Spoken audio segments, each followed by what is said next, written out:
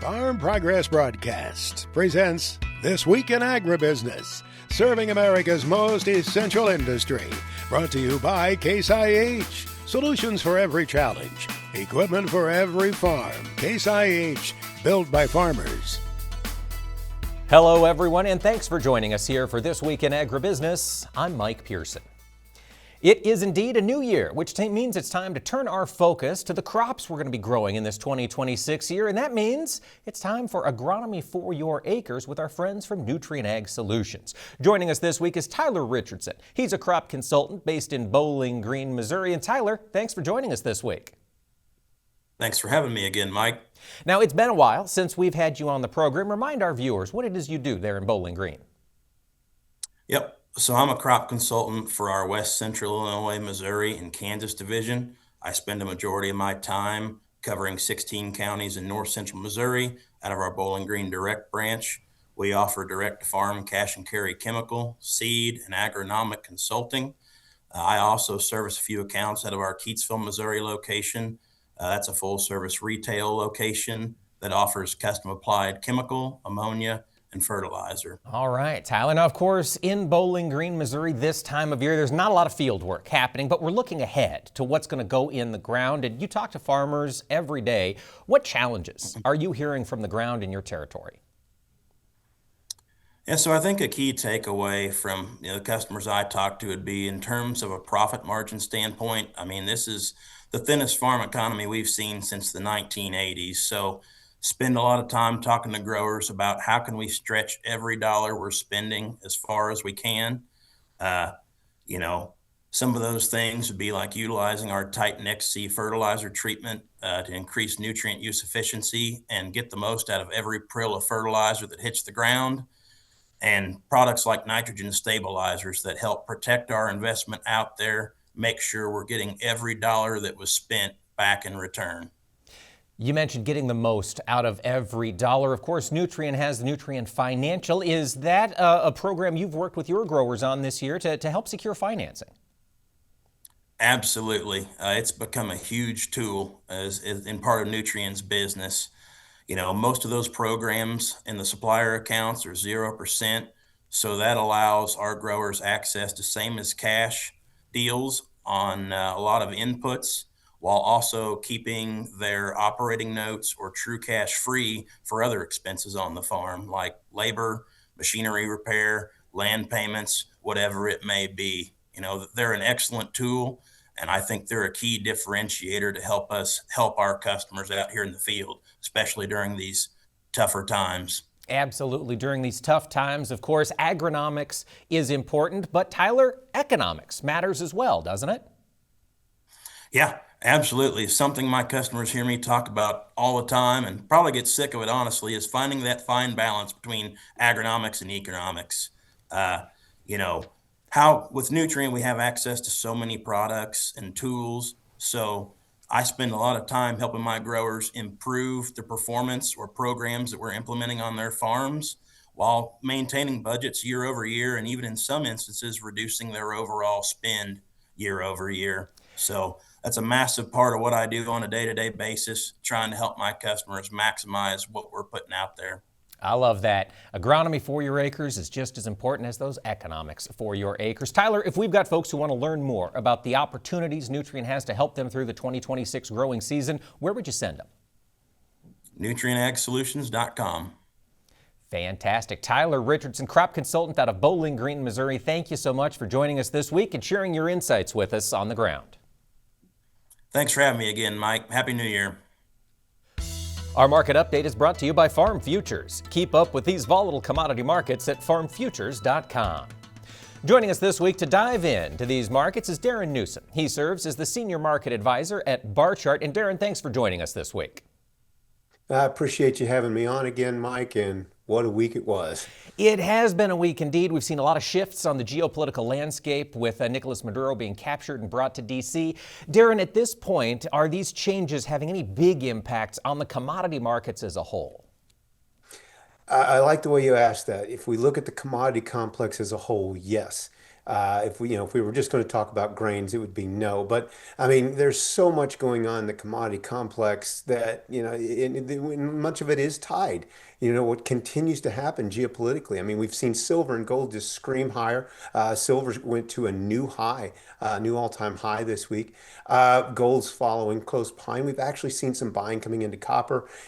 On the other hand, the energy market, the energy sector has been moving lower. So, there's a lot happening, just not much going on in grains.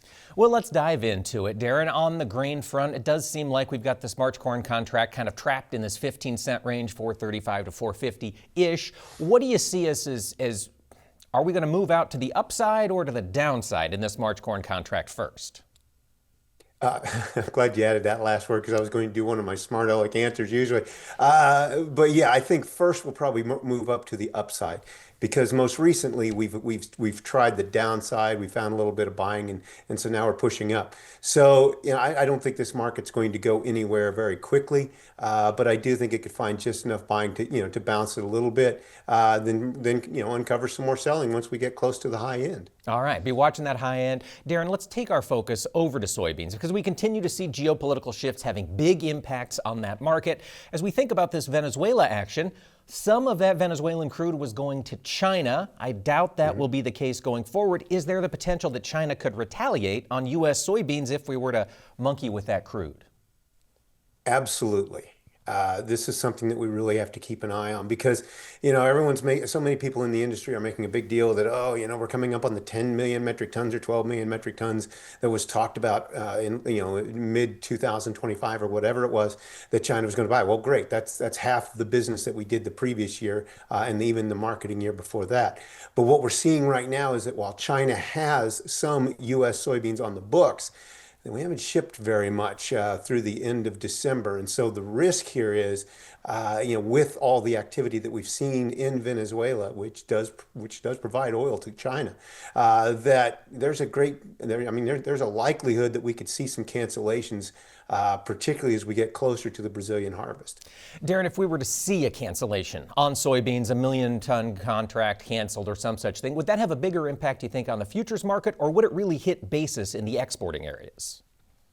I think it'd probably hit the futures market hardest because, the cash market and cash basis knows we don't really have a great deal of business going on right now, but so much was built into the futures market, so much was manipulated into the futures market, I should say, with the rally that we saw, over October and November, that, the funds are still holding a net long futures position. So, if all of a sudden we start to see the cancellations, I think those positions start to get liquidated, and that just opens a door to the futures to crash, as it hits a vacuum where there just really won't be much buying interest. Well, as we think of other potential risks in the bean market, Brazil, of course, getting their crop in the ground. Darren, are we anticipating bigger bean acreage this year out of Brazil? I think so. I mean, they have every reason to plant more soybeans, and right now it looks like that crop is in good condition. We'll see the combines rolling here in another, 4 weeks or so for over parts of the area. So the crop is going to start coming in, and this is certainly what the world's largest buyer is waiting on. So, yeah, I think the crop at this point looks really big. And what we've seen is the March-May spread continues to add carry, and that's our best read on the Brazilian crop. All right. Well, folks, don't go away. We'll be back with more from Darren Newsom at Bar Chart. Our market update is brought to you by Farm Futures. Keep up with these volatile commodity markets at farmfutures.com. Joining me this week is Darren Newsom, Senior Market Advisor at Bar Chart. Darren, we did not have a chance to discuss the wheat market. We're seeing it move a little bit higher. Is there anything exciting happening in the wheat complex? No, not really. Now we have seen, particularly in the winter markets, we've seen the cash indexes add a dime here through the early part of January. But this is a seasonal move. I'm not reading much into it. At some point here in the not too distant future, we're going to see the attention turn to new crop, and so things like the drought monitor and these sorts of things. And right now the plains are in much better condition than what they've been over the last number of years. So that's really where the attention is going to turn. All right. Let's shift our focus into the livestock markets. Darren, we saw live cattle have a pretty impressive post-Christmas rally that kind of ended on Wednesday. We saw $2 to the downside here on live cattle. What are you watching in the cattle complex, and what direction do we go from here? Yeah, I think the cattle markets, the U.S. cattle and beef markets are going to be one of the key sectors, one of the key things to watch here in 2026, because we know the U.S. administration has it now in its crosshairs. It was blamed, the U.S. beef industry was blamed for the latest election results. And so, as we come up on the next set of elections, and if beef prices are still high, I think everything's going to be said and done to start to break this industry, much like what's happened with the U.S. soybean industry. So I do think it's going to be something key to watch. And from an economic point of view, what we've seen is, if we can believe them, the boxed beef prices reported by USDA basically coming together here earlier this week. There was only a 17-cent spread between the two. So this is either telling us that there's a seasonal move in play, or the fact that the higher price choice, there's not as much demand. That demand's starting to collapse a bit, and it's going over to the lower price select markets. And we can see these numbers also, again, if we can believe them, in what we've seen in cattle on feed and cold storage over the last couple months. With that being the case, Darren, with the potential underpinnings of perhaps the first U.S. demand pullback, how are you advising cattle feeders to manage this risk into the spring? It's difficult, because again, we've got these contracts, we've got the markets, near all-time highs. So certainly, if you can lock them in somehow, probably do some of it. I don't know, a lot of folks don't like to use the options or these sorts of things, but if you can make some forward sales, certainly looks like a good time to do it, because I don't believe there's a great deal of upside risk. We could test those highs. But if U.S. consumer demand is actually starting to break, even though we haven't changed the supply situation, once demand starts to go away, the market's probably going to be viewed as overvalued. Now, Darren, we've also seen the feeder cattle market holding up with some strength recently. A few more screwworm cases in Mexico. Understand that border is probably going to be kept closed for a while. Are you a little more optimistic on feeder cattle prices? What's interesting about the feeder cattle markets is, again, it comes back to the screwworm, and where I tend to think that most of these stories are probably not quite accurate. And one of the things that the administration can do to help control prices is, all of a sudden release a social media post saying, hey, the border's going to open, and then it actually doesn't. So we've seen this over the last couple of years. It's going to continue. All right. Lots to watch here in these markets in the year ahead. Darren Newsom, senior analyst at Barchart, thank you as always for your insight on these volatile markets. Thank you, Mike. Appreciate you having me on. Agriculture meteorologist Greg Solier now brings us his farm weather forecast for the week ahead.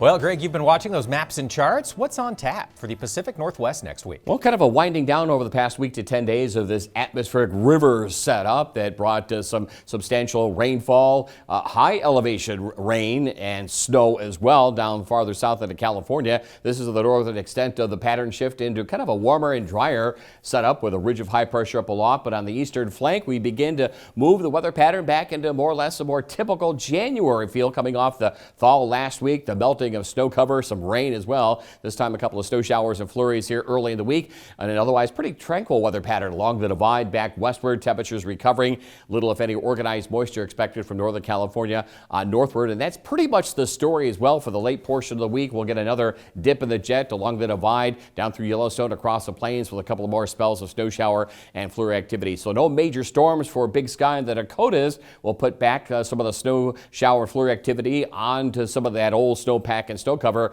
and heads up on kind of a firmed up and frozen up feedlot situation for livestock. Meanwhile, pretty quiet again across the Cascades into Northern California despite the atmospheric river. Still some worries already coming into play, at least across the Cascades, for runoff issues, and more so even into the Sierra, more so into the central and southern Rockies. It's really been in the Sierra ranges here over the month of December that we had that significant moisture pattern, of which has about 10 inches of water equivalency on that about 90% of usual snowpack across the central and southern Sierra. High and dry weather and mild environs back into the central and south end of the winter wheat belt coming off rains of last week, and that was the first organized rain since almost November in that particular part of the country, and very little change expected here for the late portion of the week. Windy weather downslope across parts of the central plains, mild across the south end of winter wheat. High and dry weather for the four corners back into the valleys of California.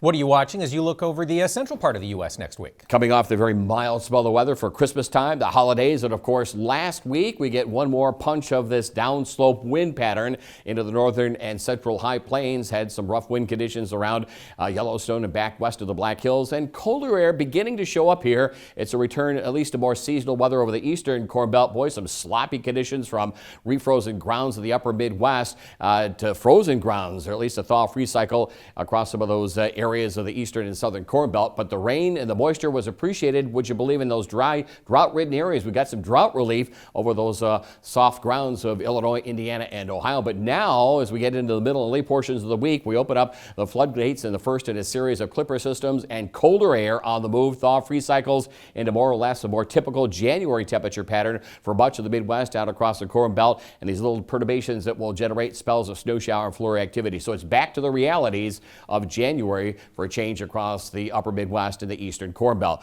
Windy, milder weather had the first organized rain since November in through Kansas and Oklahoma. Not even a tenth of an inch of rain in the gauge across parts of Kansas during December. Pretty quiet weather pattern across the Gulf Coast areas, and we'll get a couple of boundaries to be on the move, a couple of sprinkles, and an otherwise dry weather picture for much of the southern plains and the lower Mississippi Valley coming off the moisture here over the past couple of weeks. Oh, what's your expectation for the eastern Corn Belt and farther east next week? Again, back to return to really seasonal temperatures, a little mini warm up in the western Corn Belt and anything resembling winter time as it ought to be across the northeast and New England. Somewhat tranquil weather pattern will give way to the first in a string of cold fronts, clipper systems, and northwest to southeast upper air wind flow. So there's colder days, more seasonal days ahead. Thaw-free cycles giving way to some snow shower and flurry activity that puts a small accumulation down, but it's been a pretty active weather pattern here for the past several weeks, and it will continue to do so into the northeast and New England. Early in the week, maybe a little frost, a little freeze, and well, that's the way it goes across the mid-Atlantic down to the Florida Panhandle. Moisture of late down there, and improvement to dryness and drought conditions. And some of these streams and rivers, despite recent rains, the dryness and drought are lower than usual in the southeastern parts of the country and through Cotton Belt country. We'll get a little return flow of a couple of scattered sprinkles and showers into eastern Texas, scattered showers in this disturbance, and a northeast wind flow into central and south Florida. Back to more seasonal temperatures here across much of the mid-Atlantic region and Cotton Belt country later on into the week. We'll have the extended outlook coming up later on in the broadcast. Closed captioning this week is brought to you by Farm Progress. Their team of experts reports on innovative solutions and essential information for your farm business. Visit farmprogress.com to stay updated.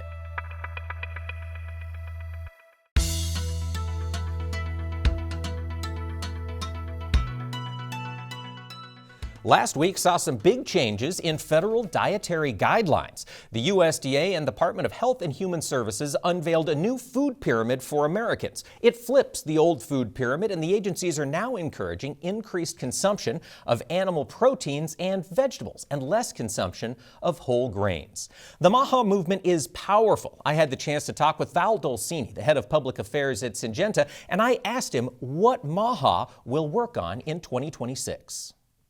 That's a great question, Mike, and I think it's important to note that the MAHA movement is indeed a movement. It's not just a moment in time.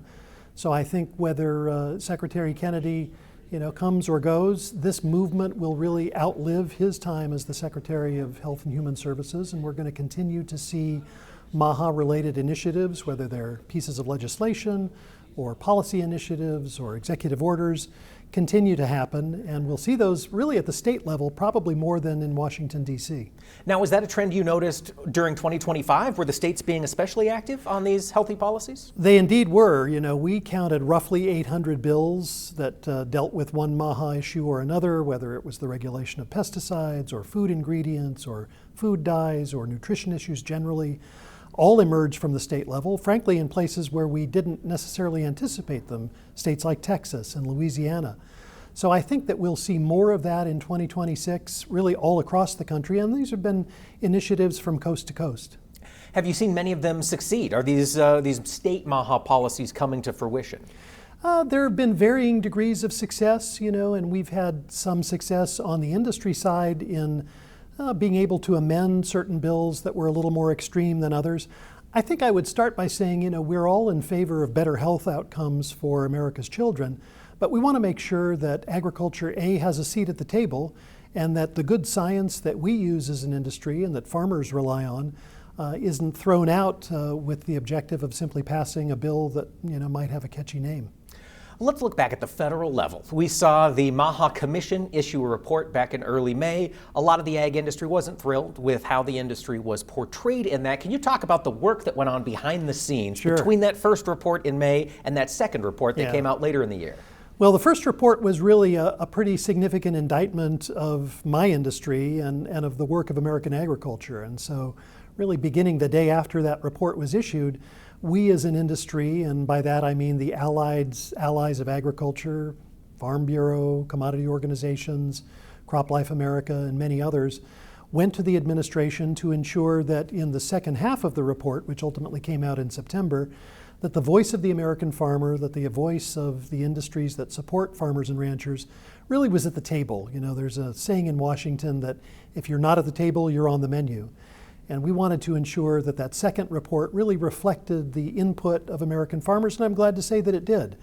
The administration, to its credit, has really listened to American farmers and the organizations that represent them, and we were able to make sure that that second report was a better reflection of the toolbox that farmers use today and the science that goes into developing those tools, whether they're new seed traits or crop protection tools. Assessing the science that goes into developing these tools is so key, and of course we rely on our regulatory bodies to do that. From your perspective with Syngenta, are we getting enough clear guidance from regulators like the EPA that we're able to make crop protection decisions in advance? Yeah, that's a great question. Freedom to operate is really at the end of the day what we're all about. We want to make sure that we're able to operate with regulatory certainty, and so we look to our federal regulatory partners to help deliver that certainty. We look to the same regulators at the state level for similar, queries and questions. And I think that they're on the right path. There has been a real effort at regulatory streamlining with this administration. A lot of that is underway and has been successful. They've recently come out with some new initiatives around the Endangered Species Act and Waters of the United States and various other regulatory initiatives that will provide the kind of certainty to farmers that they don't have time for typically when they're in the field trying to plant a crop or harvest a crop or get one to market. That really falls to industry organizations like CropLife or individual companies like Syngenta. I'm really pleased to say that the administration is moving in the right direction on these regulatory issues, and we hope that that continues. Switching gears very quickly, we still do not have a new farm bill. We're still utilizing the 2018 Farm Bill. It's now on its second, third, or fourth extension. Val, do you see a farm bill of some size coming in 2026? I'm an optimist. I've got to be an optimist in this industry, and I'm a sort of a glass half full person when it comes to things like whether we'll get a farm bill. I think that we'll likely get a farm bill probably in the first half of 2026. There has been some discussion about maybe a skinny bill being passed and signed in between now and Christmas time. I just don't know that the congressional calendar has enough days in the week to get that done.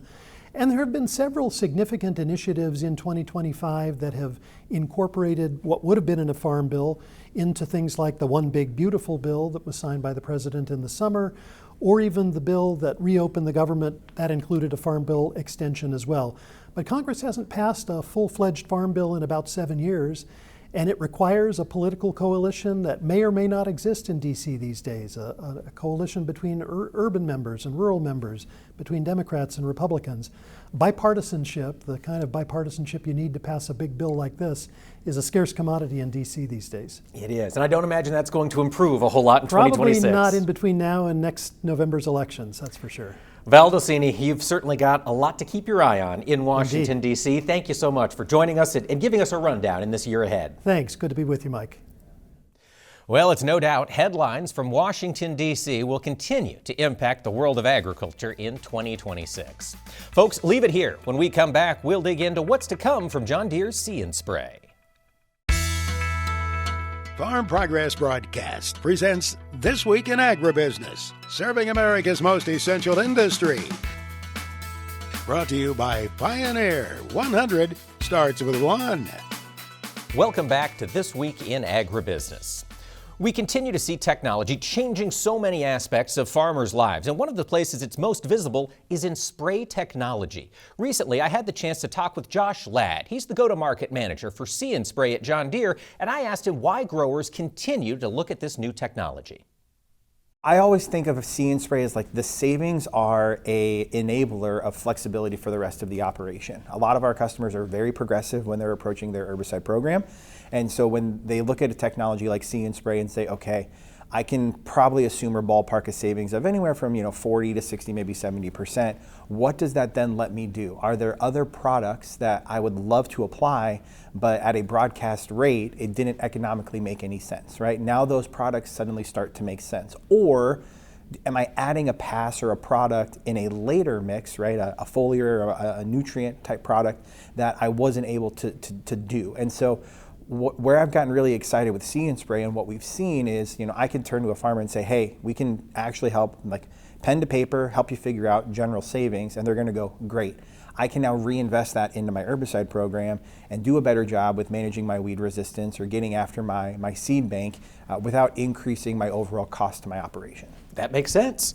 See and Spray, of course, been out now a handful of years, continues to see improvement year after year. What's coming in 2026? Yeah, so at the end of this growing season, we had a software update, which I love to talk about with See and Spray. We're very big advocates that the technology needs to continue to evolve and get better over time, right? And so this year, through that software update, maybe 3 big features that I would hit. The first is we increase the overall height of the boom before it goes into a fallback mode or a default broadcast. And so we now offer an over-the-canopy spray support, which for soybean and cotton farmers specifically, as they're doing those later season passes and they maybe need to do some cleanup, they got volunteer corn, sticking up like a sore thumb, we can now provide a lot of value with See and Spray there. We got a little bit faster, right? We were at 12 miles an hour for See and Spray Premium. That's now up to 15 miles an hour, so just covering more acres on that machine. And we also were able to get even narrower on the row spacing side of things for corn crop. So we were at 30 inches. A lot of folks said, hey, we're at 20 or 22 inch corn spacing. Can you bring that down? And we were able to get it down to 20 inches or greater. So a few updates that just, again, bring even more value to the technology. No cost to the customer, just that free software update, right? So they can now use it even above and beyond how they may already be this next season. Josh, if folks want to learn more about See and Spray, where would you send them for details? Talk to your dealer, right? The dealers are incredible. They've been on this journey with us for See and Spray for years. They're very knowledgeable. They have the parts, they have the service and the know-how. Deere.com and our YouTube channels are great resources for some of that maybe 30,000 foot view content. But if you want to see a demo, if you want to go to a field day, if you want to experience the technology on your own acres, definitely talk to your local John Deere dealer and they'll get you taken care of. Thanks to Josh Ladd, the go-to-market manager for John Deere's See and Spray technology, for filling me in on what's to come from that technology over the new year. Agriculture meteorologist Greg Solier returns now with his extended farm weather forecast for the country.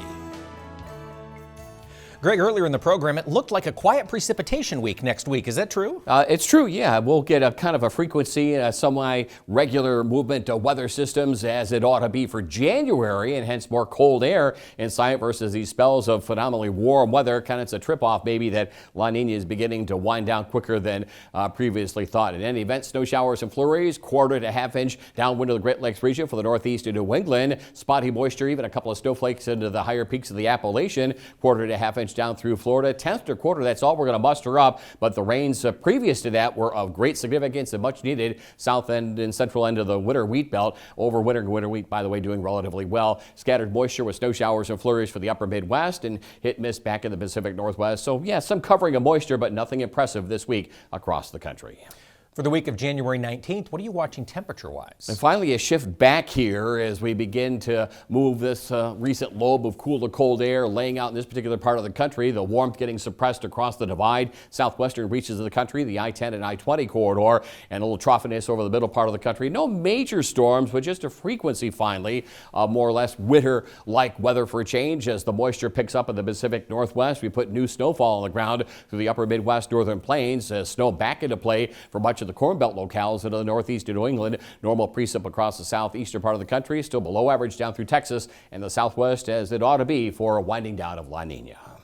So for the week of January 6th, do you see that cold low push farther? It looks like that upper air low is becoming more dominant. Matter of fact, for the 26th through the beginning part of February, the groundhog will be shivering away. Look at the cold air retooling across areas of the Canadian Prairie. Below average, much of the Corn Belt, warm still over the southwestern reaches of the country. Pretty busy weather pattern here through the Pacific Northwest. Snow back into play across livestock country, the upper Midwest, and down through the northeastern part of the country as well. Normal precip for Florida, southeastern plains, still high and dry. Texas back in the southwestern reaches of the country. All right, for that first full week of February, Greg, is it winter? It is winter here. We're going to make up for it here in a hurry. Cold air and lobes of it, disturbed weather as well around this polar vortex up across the areas of the Sioux and northward. Warmth down through Florida, back to normal temperature-wise over the southwestern reaches of the country. And a pretty busy weather pattern, classic mid-winter setup, Pacific Northwest, winter storm into central and southern plains and across the Corn Belt locale. So hopefully you have enjoyed the mild weather of late. Changes are coming in the days and weeks to come. This segment of the broadcast is brought to you by Grinnell Mutual. Farming is complicated. Our comprehensive policies make it simpler. Protect your tomorrow from the unexpected with Grinnell Mutual. Joining us now for the Farm Progress Update is Bruce Blythe. He serves as a senior editor for commodity markets at Farm Futures. And Bruce, thanks for talking with us. Thank you for having me. Happy New Year. Happy New Year. Of course, next week we get the first major USDA reports in the grain sector for the new year. We've got the final numbers in last year's crop production figure, and we've also got the World Agricultural Supply and Demand estimates. Bruce, we've heard a lot of conversation over the past 2 months about corn yields and that they maybe need to come down. What is the trade anticipating on Monday's report? Well, the average trade estimate is coming around 184 bushels an acre, which would be down from 186 in USDA's November report, which was a little higher than the trade anticipated at the time.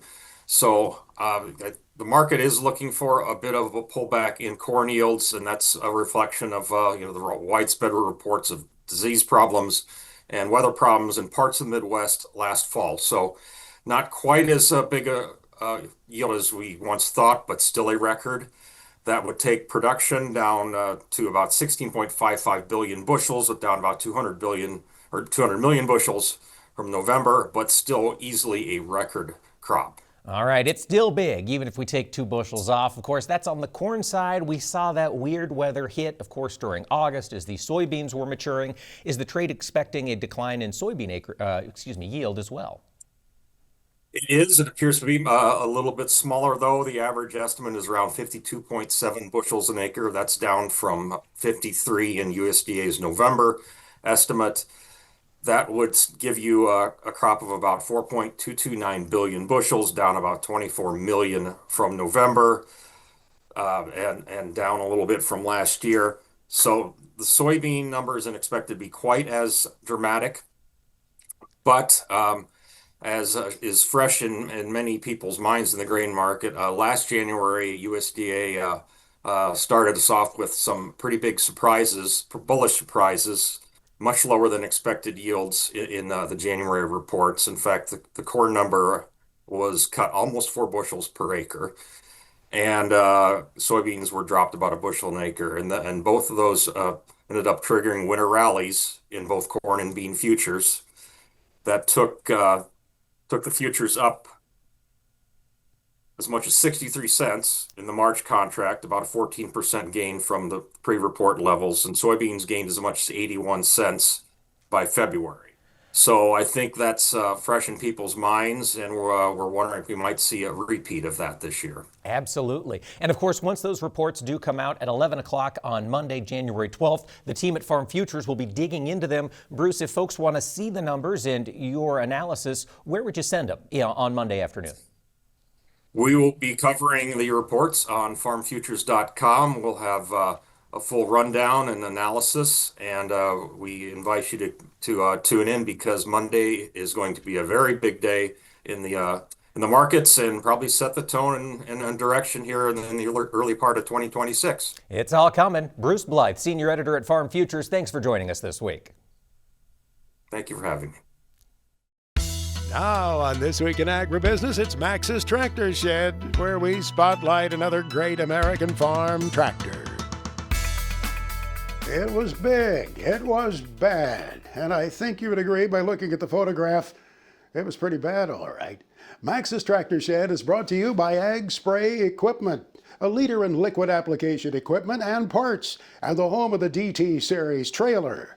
From turnkey solutions to field-proven performance, they help maximize your spraying operation. Learn more at agspray.com. Well, Dale Hitchcock in Jasper County, Indiana, is fond of those muscle tractors. He says he wants to get an International 1206 one of these days. Maybe he saw those at the Rantoul, Illinois show this summer. Perhaps 2 years ago, he saw the D21s from Alice Chalmers, and he was able to acquire one. But it sure needed work, as you can see. It was used in Saskatchewan, Western Canada wheat country back in the day. No PTO, no lift on it there. I guess that's what they call bareback in many instances. But it was a basket case, Dale said. Everything had to be rebuilt and restored, from the front weights back to the drawbar. It's about a 125 horsepower tractor with a turbo on there. And yes, he says he likes those muscle tractors once they're all fixed up in a beautiful way like this one at Rensselaer, Indiana, owned by Dale Hitchcock, a tractor made in 1964. I think that was even before Mark Stock was born. Here he is with his report from Big Iron.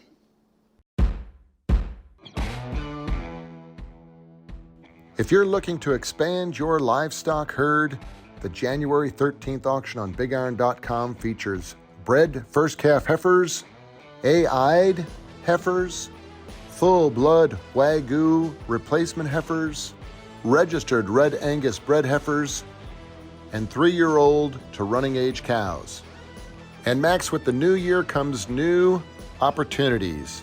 The January 14th sale has equipment all across the country, from Florida to California. 4-wheel drive tractors, Kubota mini excavator, Massey Ferguson and Mahindra compact utility tractors.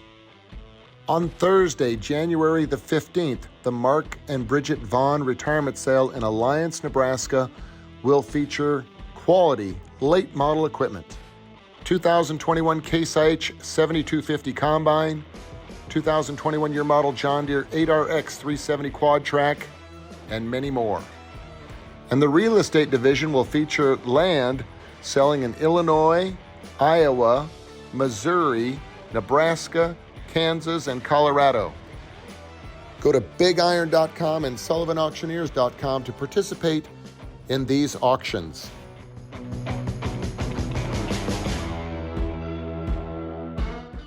Our FFA Chapter Tribute is brought to you by Geringhoff. Check out the new XFR 50 Draper with 3 times more flexibility than the closest competitor at Geringhoff.com. Geringhoff, proudly built in the American heartland. This week, we're getting to know Ethan Bremer. He's serving as the Illinois State FFA reporter for this year. And Ethan, thanks for taking the time to talk with us. Absolutely. Thanks for having me on. Now, I understand you grew up in agriculture. Can you tell us a little bit about the family farm? Absolutely. So I grew up on my family's farm in Pearl City, Illinois. I'll be the 5th generation there in the future. So we raise corn, soybeans, dairy replacement heifers. And so we have a lot of different areas which we're pretty involved in, I guess you could say. And then we also, me, myself, and my brothers and cousins, we also own our own business called Spring Valley Aviation. And so that is our own personal business where we do a custom spray drone application for fungicide for corn and soybeans. So that's something we're kind of getting into our 2nd year of now. And so I'm really looking forward to taking on the family farm in the future, as well as Spring Valley Aviation. That is a lot on your plate, Ethan. Let's talk about why you wanted to serve as a state officer. Why was this appealing to you? Absolutely. So the reason I really wanted to serve as an officer is a lot of people would say to give back to the organization that gave so much to them, but that's a pretty basic answer in my opinion. And so I would really say it's more because of the fact that I have seen the impact that it has had on me, and I want to have the impact on others as well. Because for an example, I've had a student come up to me, or a member at one point come up to me, and they were basically thanking me because in their small group, and I was a section president, they were basically telling me how the impact I had on them had then sparked them to run for a chapter office. They became a chapter officer because of the impact that I had on them. And so when I have the opportunity to give back to those students who have helped me become a better leader for the ag industry, that just means a whole lot to me. That's what it's all about. Ethan Bremer, thank you so much for joining us this week, and good luck in the future. Thank you. Chad Colby's Tech segment is brought to you by AGI, supporting your expertise with industry-leading grain handling, storage, conditioning, and monitoring solutions. AGI, we're right there with you. The National Farm Machinery Show returns to Louisville February 11th through the 14th, and Chad Colby joins us this week with a look at what's to come at this year's show. One of the things I always like about the National Farm Machinery Show is that it gives you an early look and kind of read on where the industry is heading. Not everything shows up at once, but the direction usually becomes pretty clear. As we start looking at the 2026 show, there's a lot of anticipation building, and over the next few weeks, expect to hear more announcements about equipment and technology that are coming to North America for the very first time. And a lot of that momentum is being shaped by what the manufacturers have recently introduced globally at Agritechnica. What stood out most in those global launches wasn't necessarily bigger machines. It was how much smarter they're becoming. Whether we're seeing autonomy move beyond demos and more toward practical applications, AI is being built directly into equipment to help machines see and decide and react in real time. And what about all the powertrain developments, whether that's a hybrid or electrifications? You can see that's continuing to move forward in a very deliberate way. I think the expectation now is a lot of those ideas will start showing up here, adapted for our market here in North America, like this dual baler from Massey that was debuted last year at the National Farm Machinery Show. I think the interesting thing is a lot of times the technology isn't just for the headlines. It's about really trying to work on real world problems, and whether that's labor, input efficiencies, or doing more with just simple, better information. And I think that's why events like this matter so much, is it gives you a chance to maybe go see the future and look at those new technologies that are coming. And is that technology something that you can put on your farm? I know the team here at This Week in Agribusiness will be at the show in Louisville, and I look forward to seeing many of you there. And I would encourage you, as we get closer to the show, to keep an eye on your favorite media sources, because there will be a lot of announcements to give you kind of that sneak peek on what you're going to see at the 2026 show. And don't forget, you can again see the whole team at This Week in Agribusiness at the show, and I look forward to seeing you there. For This Week in Agribusiness, I'm Chad Colby. Thank you, Chad. And folks, we'll be taping This Week in Agribusiness at the Case IH exhibit on Wednesday, February 11th in the morning. Come by, say hi. We'd love to see you at this year's National Farm Machinery Show in Louisville.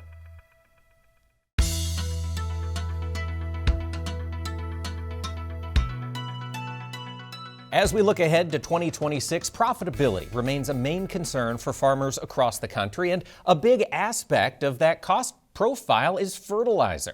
Joining me now to break down what's ahead in this fertilizer market is Jackie Fatka. She's the lead economist for farm inputs and biofuels over at CoBank. And Jackie, thanks for joining us.